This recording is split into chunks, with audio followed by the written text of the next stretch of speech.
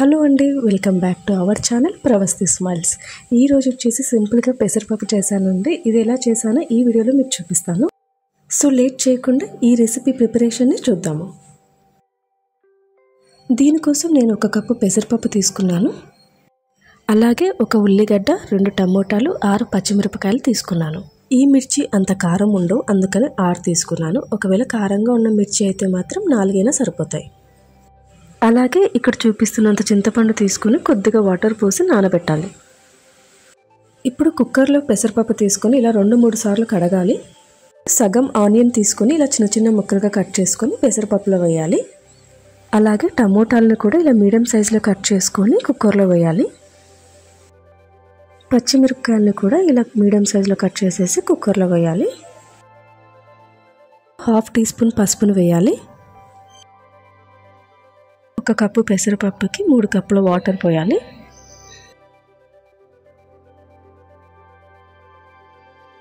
ఇప్పుడు 1 spoon oil వేసేసి cooker మూత పెట్టేసేయాలి. ఇప్పుడు స్టవ్ ఆన్ చేసి కుక్కర్ పెట్టి ఒక 4 విజిల్స్ వచ్చే వరకు పప్పును ఉడకనివ్వాలి.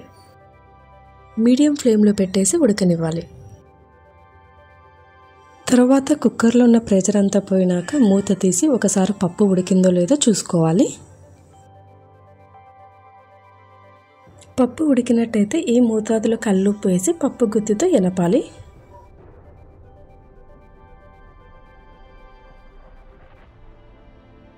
ఇప్పుడు 1 గ్లాసున్నర వాటర్ పోయాలి.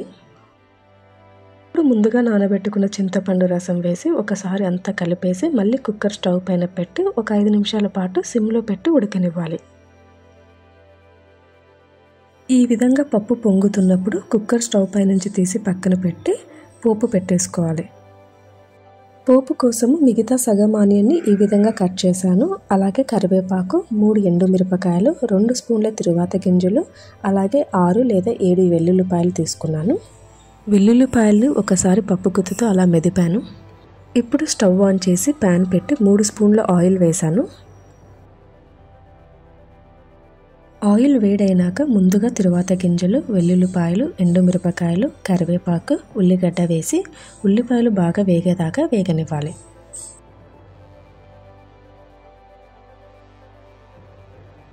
ఉల్లిపాయలు ఈ విధంగా బాగా వేగినాక పెసరపప్పు వేసేసి ఒకసారి మొత్తం కలిపేయాలి. అంతే అండి, పెసరపప్పు అయితే రెడీ అయ్యింది. చివరిగా కొంచెం కొత్తిమీర వేసేసి స్టవ్ ఆఫ్ చేసేయడమే. ఈ వీడియో మీకు నచ్చినట్టయితే please do like, share and subscribe to my channel. Thank you.